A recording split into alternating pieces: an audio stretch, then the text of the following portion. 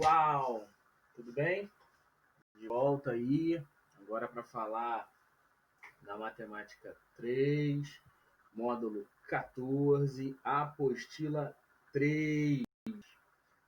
Tá? Iniciar aí uma situação, tá? Que fala sobre o princípio fundamental da contagem, mais conhecido como PFC, tá bom? Uma observação aqui a ser feita, como nós já estamos fazendo já tem um tempinho, essa páginazinha aqui da minha apostila é diferente da de vocês. Então, vou modificá-la. Bom, nós estamos na apostila 3, módulo 14, páginas 721 a 723.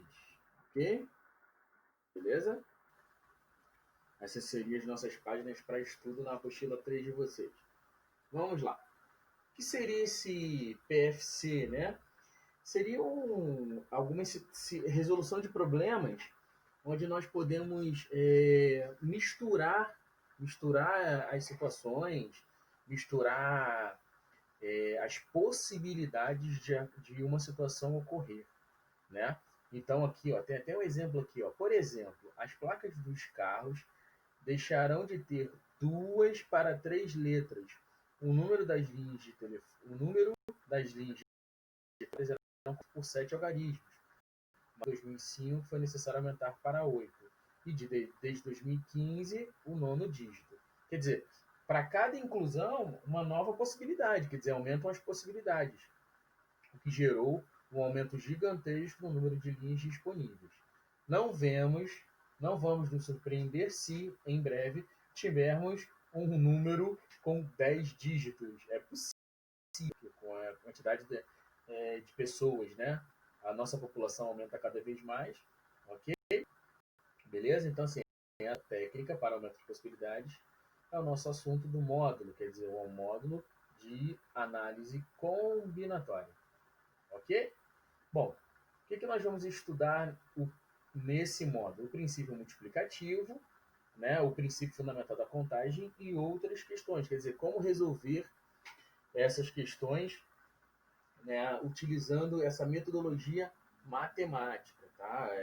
Vamos ver então. A análise combinatória tem por finalidade determinar o número de possibilidades de um evento acontecer, a quantidade de maneiras, de se realizar certa experiência, sem necessariamente descrever cada uma das possibilidades, quer dizer, sem fazer aquela árvore de possibilidades gigantes, né? Em síntese, um estudo de regras de contagem, ok? Então, vão ter situações que a árvore vai ser necessária, mas normalmente não será, tá bom? Vamos ver. Vamos estudar isso aí. O restaurante dispõe de uma oferta de 3 pratos principais, churrasco, feijoada e salada, 4 sobremesas, pudim, gelatina, sorvete e mousse. Quantas são as refeições, prato principal e sobremesa, que podem ser formadas? É só misturar a quantidade de pratos principais que tem, as possibilidades, né, na verdade. Então, que seria aqui ó, o churrasco, a feijoada e a salada, e as 4 sobremesas, pudim, sorvete e mousse. Então, misturando isso aí, nós vamos ter o total de possibilidades que uma pessoa pode escolher a sua refeição para aquele dia, né? Então, o que nós temos? Aí ele faz até uma árvorezinha aqui, ó, churrasco. Então, pode ser pudim, gelatina, sorvete ou mousse. Então, para cada opção de prato principal, nós temos 4 possibilidades de sobremesa.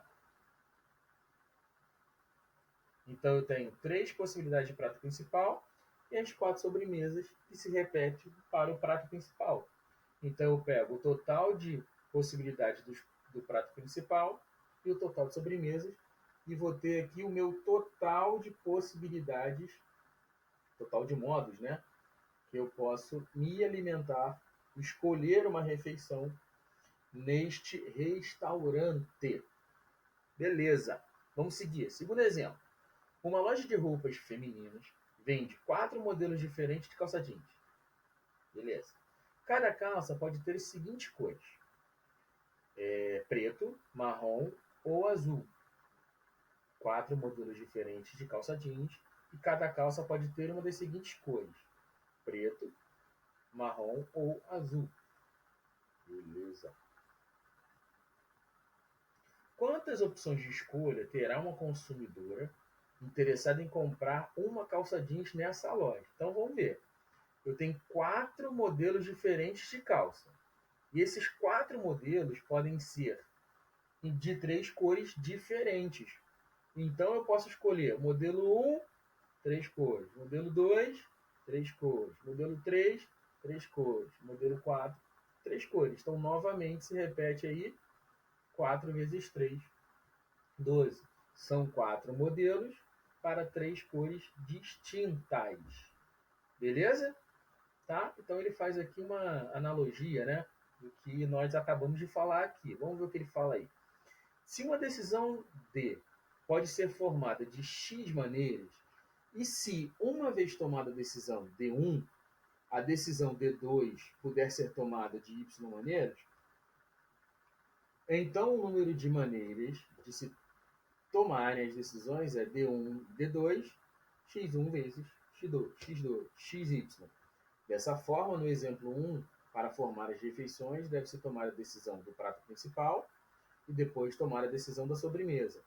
Ok? Então são 3 possibilidades em 4 possibilidades de sobremesa.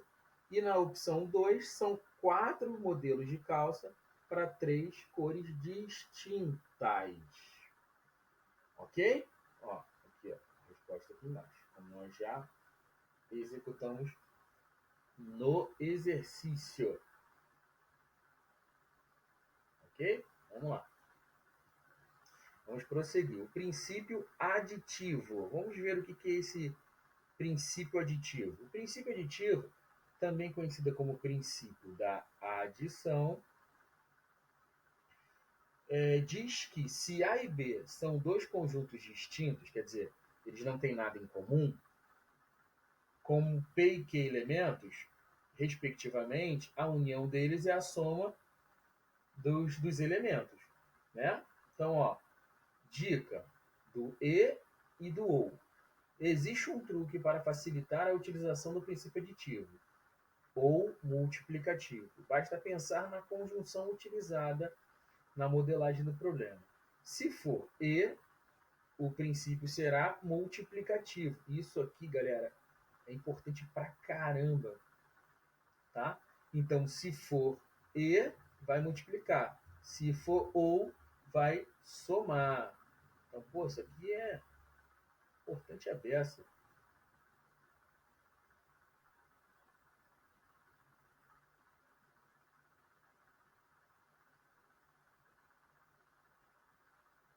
Importante pra caramba, tá bom?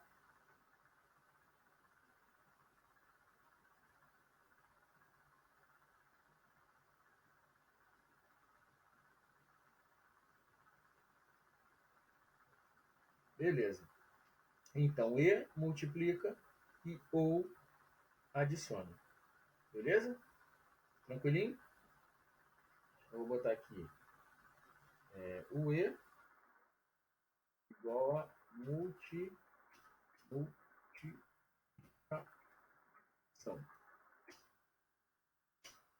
Ou igual a adição. Vamos seguir. Isso aqui é importante, tá, galera? Não esqueça disso, não. É muito, muito, muito importante. Vamos lá. Deve-se tomar cuidado com essa dica, pois alguns problemas podem induzir o erro nesse procedimento. Tem que ter atenção mesmo, muita atenção mesmo. Análise combinatória é um dos assuntos mais complexos da matemática, né? Porque envolve interpretação, né? E aí tem que ter muito cuidado, porque cada um tem a sua e existe uma que é a certa, tá bom? Vamos ver aqui, ó. Exemplo 1. Vamos tentar usar esse E ou aí.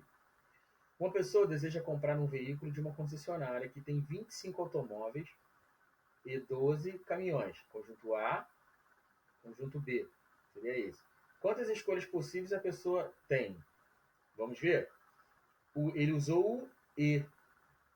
Não foi o E? O E é multiplicativo e o ou aditivo. Calma aí, vamos entender isso. 25 automóveis e 12 caminhões, e, né? Vamos ver. Pode-se perceber que os conjuntos caminhão e automóveis são distintos. Logo, a pessoa tem 37 possibilidades de escolha. Em geral, os exemplos que contêm somente o princípio aditivo são mais fáceis de serem resolvidos. Entretanto, esse princípio é combinado simultaneamente com o multiplicativo na resolução de questões. Então, ele usou o E. Ó, se for E, o princípio será multiplicativo. Estranho, né? E ou aditivo. Ele usou o E aqui e ele multiplicou. Ele somou. Estranho, né? Vamos ver. 2. Uma senha de usuário de um sistema computacional pode ser formada por sequências de 1 a 3 letras minúsculas, maiúsculas ou minúsculas, desculpa, sendo que as repetições são permitidas. Quantas senhas diferentes existem? Bom, vamos ver. Ele pode começar com 1 a 3, então pode usar uma maiúscula, 2 maiúsculas ou 3 maiúsculas, ou uma minúscula, 2 minúsculas ou 3 minúsculas. Né? Tem o ouzinho aqui. Ó. Vamos ver. Senha com uma letra. Maiúscula ou minúscula. Certo? Vamos lá. Aqui, ó. Senha com uma letra. Maiúscula ou minúscula, tanto faz. Senha com 2 letras.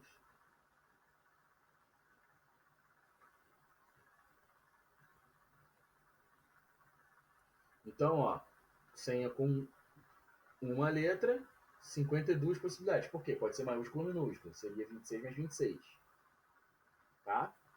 Senha com 2 letras, 26 mais 26, 26 mais 26.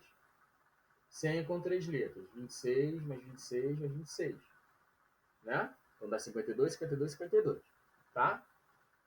Bom, pelo princípio aditivo, se for E, multiplica. Se for OU, adiciona. Ele usou o OU, então nós vamos adicionar. Então vamos resolver as possibilidades separadas e adicionar 52 mais 52 ao quadrado mais 52 ao cubo. Então eu tenho um total de 143.364 senhas possíveis, começando com uma letra maiúscula minúscula, 2 letras maiúscula minúscula ou 3 letras maiúscula ou minúscula, ok? Por isso, galera, aqui, ó, esse 52 aqui, os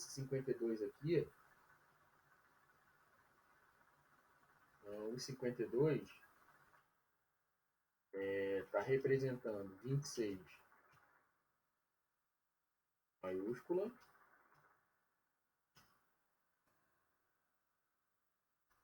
e 26 minúscula.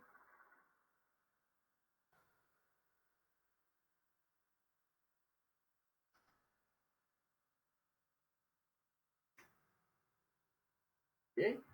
Esse 52 representa isso aí. Tá? Belezinha? Vamos lá, vamos seguir.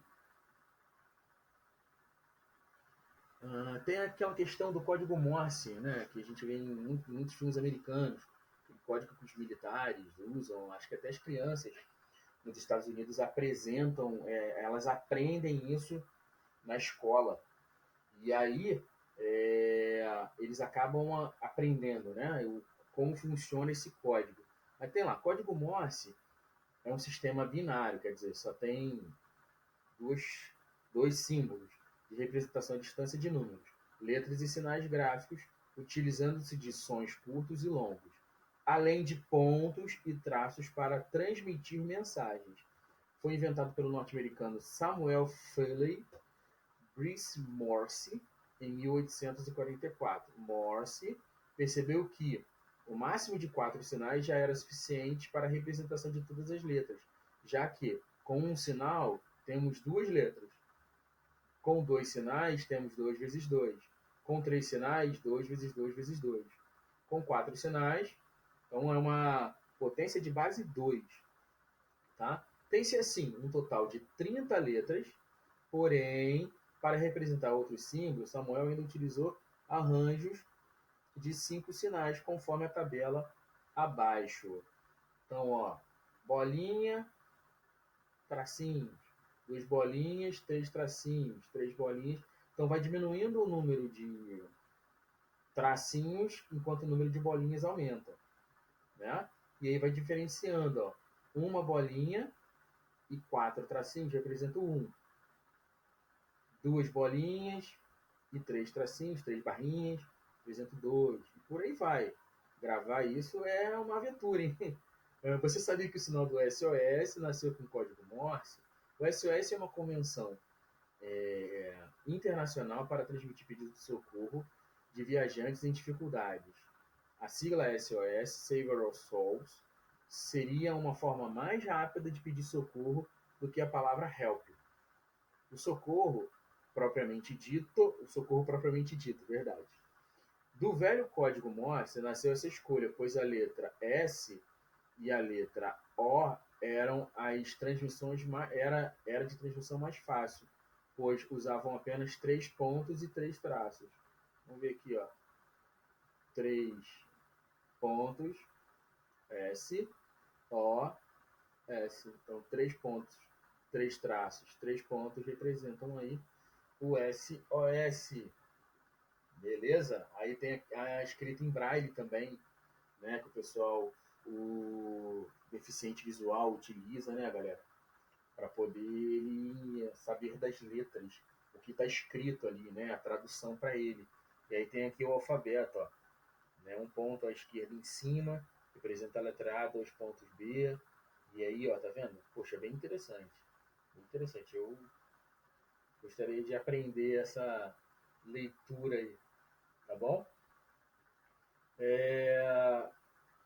E aí nós temos aqui uma enquete legal, porque ele fala sobre a mistura de letras e números, tá? Para poder aumentar as possibilidades de escrita. Isso aqui é bem interessante, se você quiser dar uma lida depois, tá bom? É um aprofundamento bem legal. Ela fala das placas dos carros também, né? Aqui tem as placas dos carros, tá vendo? Possibilidade de escrita só com letra, só com número, né? Aí eu somo as possibilidades. Bem interessante isso aqui, né? Tá? Vamos ver aí. Vamos tentar aplicar o que a gente entendeu na, nas nossas habilidades nos exercícios aqui. Vamos ver? Vamos lá. De quantos modos diferentes pode ser escolhido um presidente e um secretário de um conselho de 12 membros? Então, tem 12 pessoas. Para ser presidente, só tem um. Então, para ser secretário, me restam 11 possibilidades. Certo? Então, de fato aí, a gente tem a execução de um princípio aplicativo, quer dizer, de uma eliminação, né? De uma eliminação de possibilidades. Bem interessante mesmo. Ele bota aqui, ó, 12 maneiras, 11 maneiras. Então, o princípio fundamental da contagem, 12 possibilidades para presidente e 11 possibilidades para vice-presidente, para secretário, para o que for. Tá bom? Bom, vamos seguir aí. Tem um outro exemplo. Vamos ver. Exemplo número 2. Exemplo número 2. O que ele fala aí? 2 linhas de ônibus ligam as cidades A e B. 3 linhas ligam a cidade B a C. E aí está mostrando aí o esquema. Dá uma olhadinha nesse esquema aí.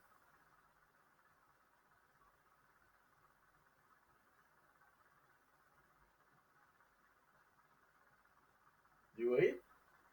Ó, liga a cidade A e B, então daqui para cá e de lá para cá, e de B para C são 3 linhas, ok? De quantos modos diferentes, um usuário pode escolher uma sequência dessas linhas, fazendo o trajeto de ida e volta de A para C e passando por B na ida e na volta. Então, ele pode sair de A pela de cima e depois ir pela de cima, né? E voltar pela de baixo. Caramba, que legal! Pode fazer o mesmo trajeto que ele foi na ida e para a volta. O mesmo trajeto da, aí depois por baixo, ó, por cima, por cima, por cima, por cima, por cima, por cima, pelo meio, por cima. Caramba, que legal! Bem legal, ó. Vamos ver qual é a nossa solução aqui.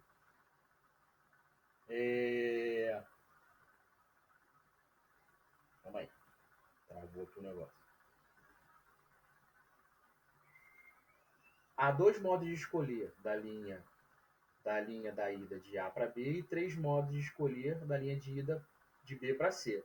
2 modos de escolher a linha de volta de C para B e um modo de escolher a linha de volta de B para A. Então eu tenho 2 vezes 3 vezes 2 vezes 1. 12 modos diferentes. Repetindo, ó, 2 modos de escolher de A para B. Verdade. 3 modos de escolher de B para C. Beleza. 2 modos de escolher, ó. 2 modos de escolher a linha da volta de C para B. Né? Ó, o que ele fala. Ó. O trajeto de ida e volta de A para C e passando por B na ida e na volta, de modo que não use a mesma linha da ida. Então, ó, esse por esse, só posso voltar pelas outras duas. Tá bom? Então, ó, deixa eu marcar aqui para a gente não se perder. 2 modos de A para B, 3 modos de B para C. Verdade. E aí, quando eu for voltar de C para B, eu só tenho 2 modos. E de B para A, só me restou um dos modos. Tá bom? Tá, então são 12 modos diferentes, indo de A para C, sem usar na ida. E na volta, sem usar o mesmo caminho que eu fui. 3. Vamos ver. 3. Uma moeda é lançada 4 vezes sucessivamente. Quantas são as sequências possíveis de faces a serem obtidas nesse lançamento? Bom, se ela é lançada 4 vezes, então a primeira possibilidade de lançamento, eu posso tirar cara ou coroa. A segunda, cara ou coroa. A terceira, cara ou coroa. E a quarta, cara ou coroa. Isso aqui, galera, essa questão aqui de moeda, dado, caminho, cai sempre, tá? Nos nossos exercícios aqui conceituais, contextualizados e também no vestibular, tá bom? Então, ó, eu tenho 2 possibilidades no primeiro lançamento, mais 2 possibilidades no segundo lançamento, mais 2 possibilidades no terceiro lançamento e mais 2 possibilidades no quarto lançamento. Então, 16 possibilidades das faces obtidas nesse lançamento, tá? Então, cuidado com essa interpretação. Essa interpretação aí, ela é bem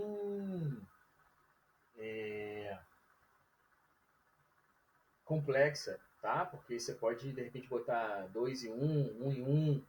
Muito cuidado com isso, tá bom? Muito cuidado mesmo. Por quê? Porque a interpretação é que vai nos dar. Deixa eu só achar um negocinho aqui, que eu acho que eu anotei aqui embaixo. Por isso que eu estou andando aqui. Vai nos dar uma interpretação errada, gera um conceito errado, tá bom? Então, muito cuidado com as interpretações, beleza? Eu não achei não, fiz um comentário aqui embaixo, mas eu não achei. Acho que eu coloquei um exercício aqui e agora eu não estou achando. Não tem problema não. Bom, resumindo, voltando lá, o que a gente precisa entender, galera? A questão do PFC, a questão do E e do OU, tá? Do princípio aditivo, a questão também se a ordem vai importar, essa questão que a gente pegou aqui agora, né? Do caminho de ida e do caminho de volta, né? A questão dos cargos. Daqui a pouco a gente vê muito isso aqui também é o princípio fundamental da contagem. Mas vocês vão ver no módulo 15 que isso aqui também pode ser um arranjo, tá bom? Nós vamos aprofundar mais o assunto, arranjo, permutação, combinação, permutação com repetição, tá bom? Então esse conceito aqui pode ser um arranjo, esse conceito aqui é mais princípio multiplicativo, tá bom? O princípio fundamental da contagem, como você quiser, tá bom? E esse aqui é PFC também, não tem como fugir. O que cai muito, muito mesmo nos nossos exercícios são essas questões de vestimenta, né? A questão da escolha da roupa, a questão de placa, a questão de dado, né? Essa questão aqui do restaurante, questão que a gente viu aqui na roupa, tá bom? Isso cai muito mesmo, galera, tá bom?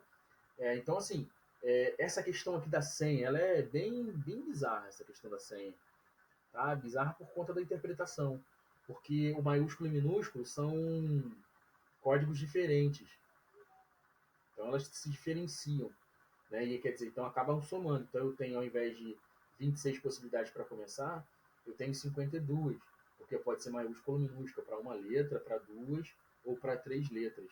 E aí acaba que eu vou multiplicar as possibilidades expostas e depois somar os resultados para uma, para duas e para três letras.